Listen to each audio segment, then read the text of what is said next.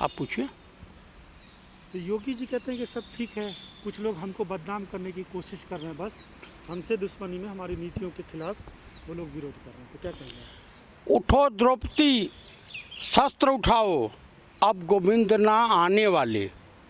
मेहदी छोड़ो खड़ग उठाओ, अपना चीर हरण स्वयं बचाओ। भाई साहब, उत्तर प्रदेश में माननीय योगी आदित्यनाथ की सरकार जब से आई है, ब्राह्मणों के ऊपर जैसे लग रहा है कि आफत के बादल मंडराने लगे हैं। उत्तर प्रदेश ब्राह्मणों के लिए कब्रिस्तान शमशान घाट में तब्दील हो गया है। लगभग सुनने में आ रहा है कि 20,000 ब्राह्मणों की हत्या हुई है, निर्दोष ब्राह्मणों की हत्या हो रही है। कहीं एसपी सुपारी लेके मरवा रहा है, कहीं डीएम कुछ कर रहा है, कहीं कोई कुछ कर रहा है। ये मैं नहीं कह रहा हूँ, ये वहाँ के आंकड़े बता रहे हैं, तमाम मीडिया के आंकड़े बता रहे हैं, तमाम विश्व के। मैं आपको एक चीज़ बता देना चाहता हूँ। चलिए, विकास दुबे अपराधी था, उसको जो दंड मिलना है मिला, लेकिन उस एसएसपी के साथ आपने क्या किया? जो त्रिपाठी था वहाँ पे, जिससे सीओ साहब ने बात किया था कि एसओ को हटा दीजिए विनय तिवारी को, और नहीं तो यहाँ बहुत बड़ा कांड होगा। उसके बाद आपने उसको हटा करके एसटीएफ का डीआईजी बना दिया। उसके बाद जब छीछा लेदर हुई तो दरअसल क्या है कि योगी जी अक्षम हैं सरकार चलाने में, काबिलियत नहीं है। ये ब्यूरोक्रेटों के बदौलत हैं। उनके नेता बेलगाम होकर के बयानबाजी कर रहे हैं। वो वहाँ का श्रीवास्तव विधायक है बाराबंकी का। मैं कह रहा हूँ कि हाथरस वाली जो दर्दनाक घटना थी उसके बेटी के साथ होता तो क्या अपने बेटी को भी बदचलन कहता? उसने तो समस्त महिला समाज को गाली दी है। ये संगी मानसिकता वाले जो आरएसएस वाले होते हैं, महिला विरोधी, हिंदू विरोधी, देश द्रोही होते हैं। आप 1000 बसों का 2 घंटे के अंदर पूरा कागज पत्र और पूरा ऑपरेशन कर लिया, चेक कर लिया, लेकिन पुलवामा में जो अटैक हुआ था उस समय क्या इनकी IBI सब फेल हो गई थी? उस वक्त माननीय गृह मंत्री राजनाथ सिंह जी थे। बोलने में शर्म लग रही है। जिस देश का प्रधानमंत्री सर्वदलीय बैठक के बाद चाइना जैसे दगाबाज देश का नाम लेने में से कतरा रहा हो, घबरा रहा हो, घुटने टेक दे रहा हो, तो जान लीजिए कि उस देश का सत्यानाश होना है। ये इंग्लैंड के व्यापारी, इंग्लैंड के अर्थशास्त्री जो माननीय डॉक्टर मनमोहन सिंह के समकक्षी, इनके बैचमेट रहे हैं, ये भी अर्थशास्त्री वो भी अर्थशास्त्री। उन्होंने इंग्लैंड में किसी जगह सभागाह में बयान दिया था कि हिंदुस्तान की अर्थव्यवस्था सुधारने में बहुत समय लग जाएगा, क्योंकि कि आरएसएस और भाजपा वाले यहाँ के सामाजिक ताने बाने को तहस नहस कर दिया है। जब चुनाव आता है, भारत पाकिस्तान, मंदिर मस्जिद, हिंदू मुसलमान, आज हिंदुस्तान की अर्थव्यवस्था कहाँ जा रही है? भाई साहब, आने वाले दिनों में 500 रुपया कोई अगर जेब में ले चलेगा तो छिनैती होगी, पेट में रोटी नहीं होगी ना, तो इंसान गद्दारी करेगा। बिना अन्न के नहीं रह सकता है। 1 दिन रहेगा, 2 दिन रहेगा, 4 दिन रहेगा। युवाओं की हालत देख रहे हैं, बेरोजगार सड़कों पे मारे फिर रहे हैं, किसानों की दुर्दशा देख ही रहे हैं, और तमाम तरह की घटनाएं। उत्तर प्रदेश को मैं नहीं कह रहा हूँ, सुप्रीम कोर्ट के किसी न्यायमूर्ति ने कहा था कि लग रहा है कि उत्तर प्रदेश में जंगल राज कायम हो चुका है।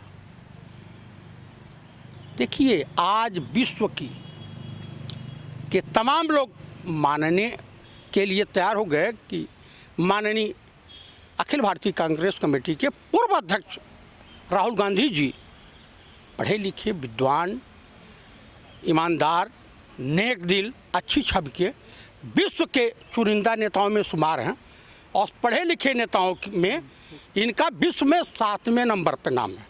मोदी जी का तो कहीं नाम नहीं है, योगी जी का कहीं नाम नहीं है। पूरा इंग्लैंड की पार्लियामेंट में इनके खिलाफ प्रस्ताव कि भाई वहाँ के प्रधानमंत्री से गुहार लगा के इसको हटाया जाए। महिलाएं सुरक्षित नहीं है योगी की राज में।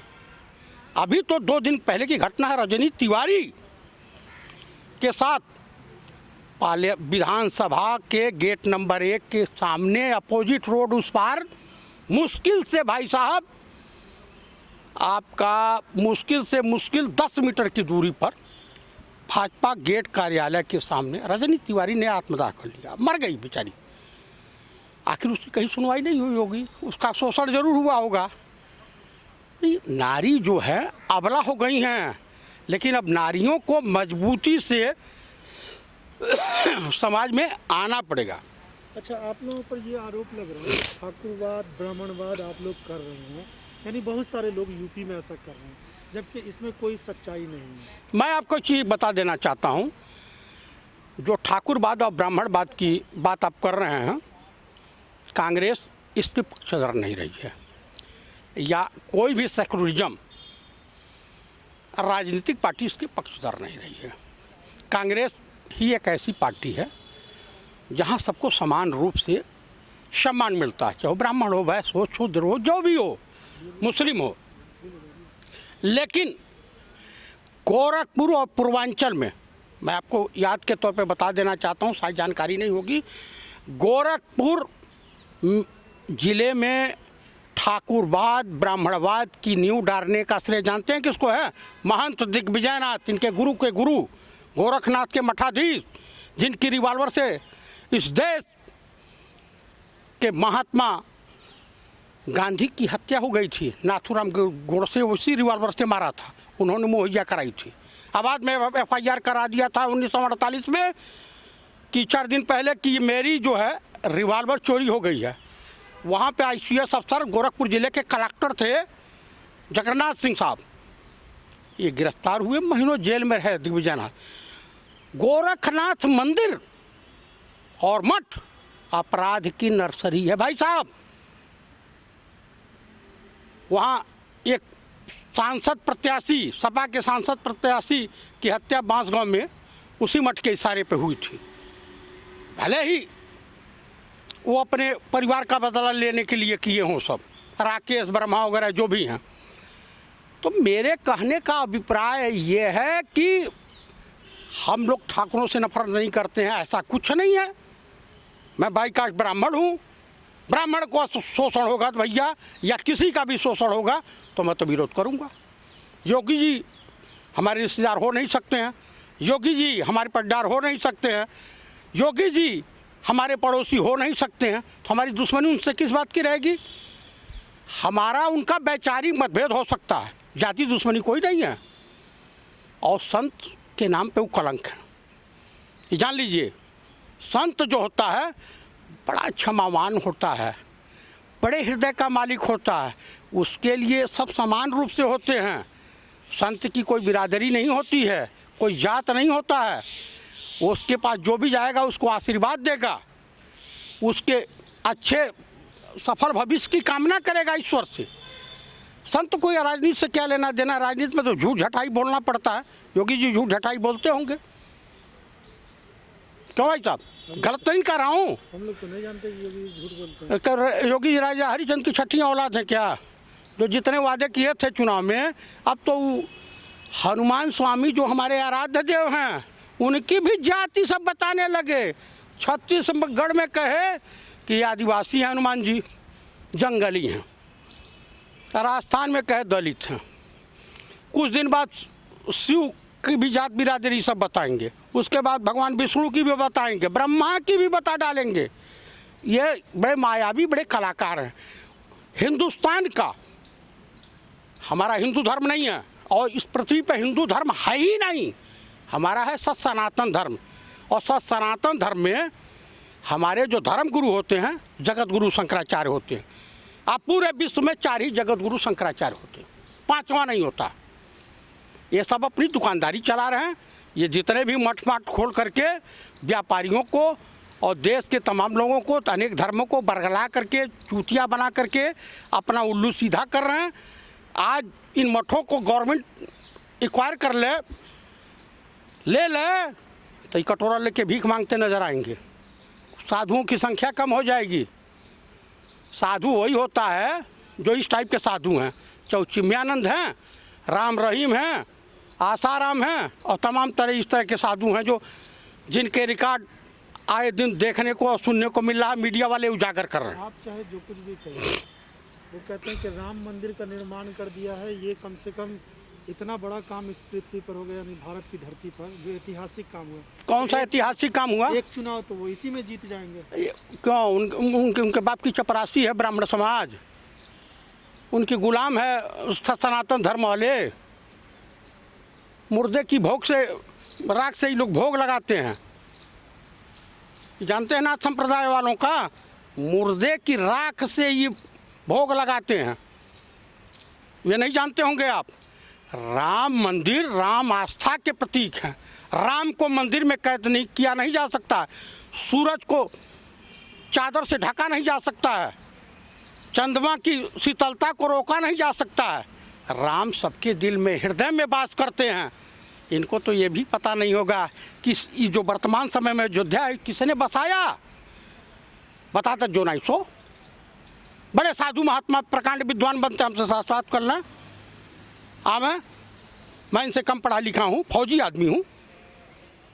मैं कर लें जहाँ से मनवावे, सनातन धर्म जिस मुद्दे पर चाहे डिस्कस कर लें। आप फौजी आदमी हैं, केंद्र की मोदी सरकार तो बोलती है कि हम फौजी और राष्ट्रवाद पे ही हम सबसे ज़्यादा। हाँ, तो सबसे ज़्यादा इनके गवर्नमेंट में फौजियाँ मारे गए हैं। सबसे ज़्यादा फौजियों की हत्या इन लोगों ने करवाई है, चाहे पुलवामा में करवाया हो या कहीं करवाया हो। कहाँ कहाँ कब्जा कर लिया तो बता दीजिए। इनके लिए तो फर्स्ट क्लास का विमान चाहिए और फौजियों के लिए वो ठेला गाड़ी चाहिए, लोहे पे बैठ कर क्यों जाएगा। सियाचिन ग्लेशियर में जो रहता है वहाँ अंडा से मारिए सर फट जाएगा।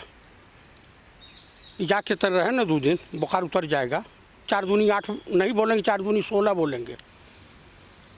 देखिए, फौजी जो होता है, जवान जो होता है, वो किसी किसान और मजदूर का बेटा होता है और किसानों की समस्या से बहुत भली भांति उजागर, मतलब जानकारी रखता है।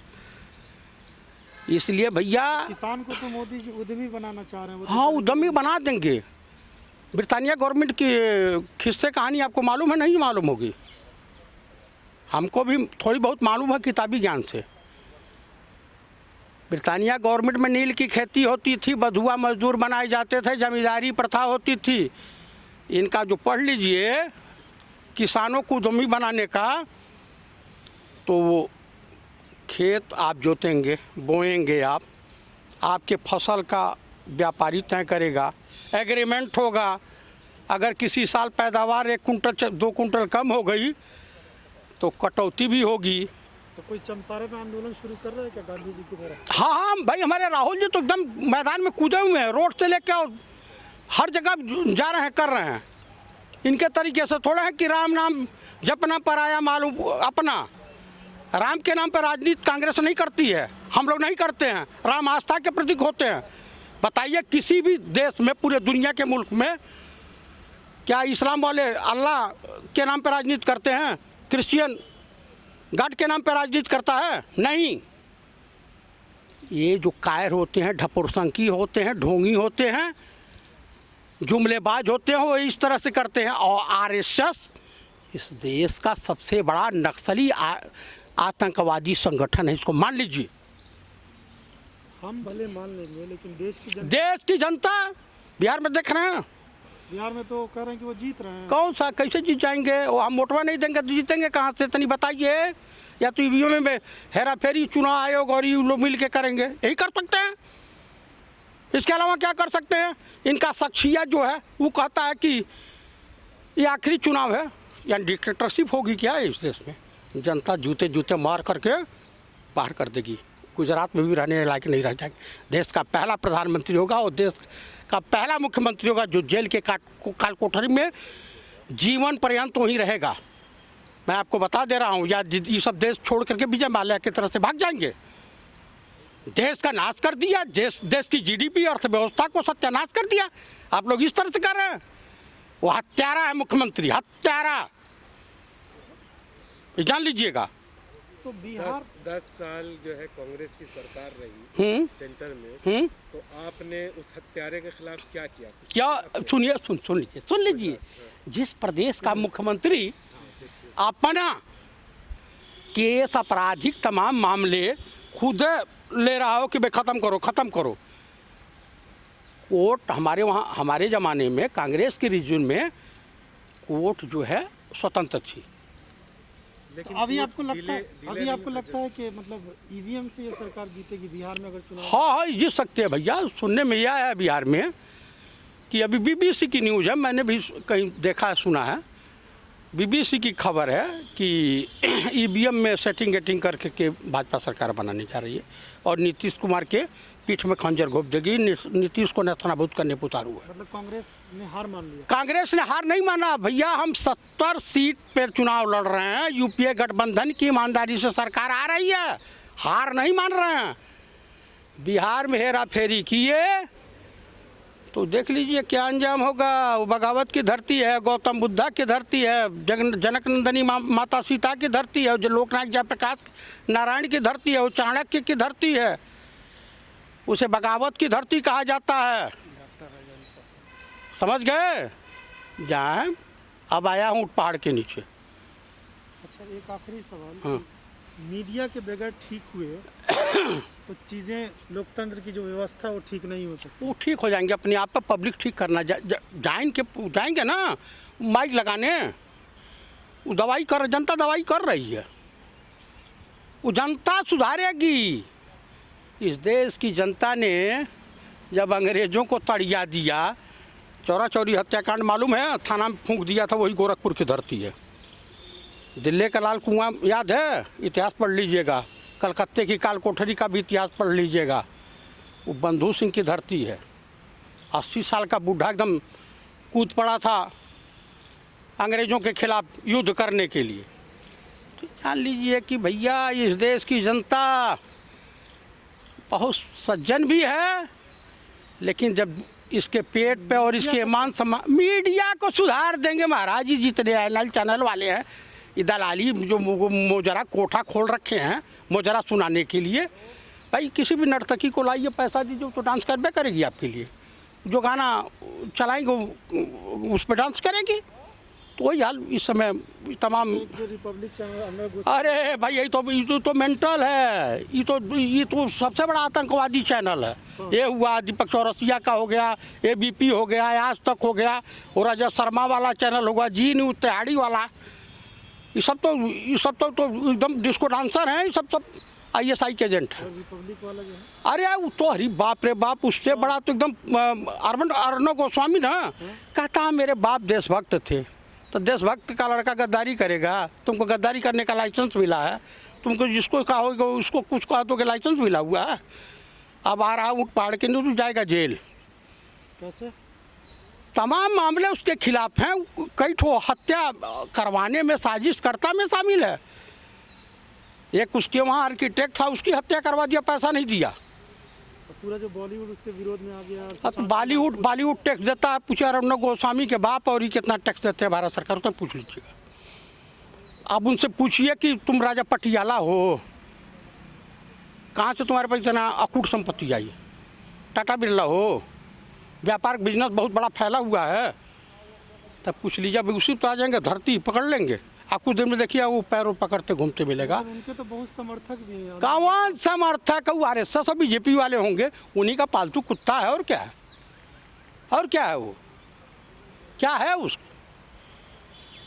पत्रकार रवीश कुमार हैं, विनोद दुआ हैं, वो वाजपेयी साहब हैं, उसके बाद अभिसार शर्मा है। ये लोग पत्रकार से यूट्यूब चैनल वाले बेचारे वही तो सच्चाई दिखा रहे हैं। उनको देख कौन रहा है? सबसे बढ़िया तो काम यूट्यूब चैनल के पत्रकार कर रहे हैं, और NDTV कर रही है, BBC कर रहा है, ये लोग कर रहे हैं। किसी अधिकारी के पास चले जाइए तो भले आप पहुँचे तो दूसरा चैनल लगा देने तो NDTV और BBC देखता है। अच्छा, एक आखिरी सवाल। तो रवीश कुमार की बात करें, अर्णव गोस्वामी की बात करें और सुधीर चौधरी की बात करें, इन तीनों में आपको क्या फ़र्क लगता है?